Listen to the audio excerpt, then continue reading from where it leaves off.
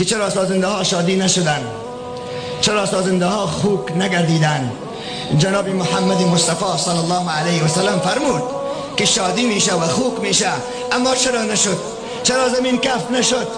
مفتی شفیع عثمانی، مفتی اعظم جهان اسلام، میفرماید رحمت الله علیه، میگه تنها به این معنا نیست که آدم شادی شود، صفت شادی رو میگیره بعضیا، صفت خوک رو میگیره بعضیا. دور از برادرای هنرمند ما حتی باشه، دور از برادرای سازنده ما باشه، ولی این یک حقیقتی است که باید باز شود که صفت خوک چی است؟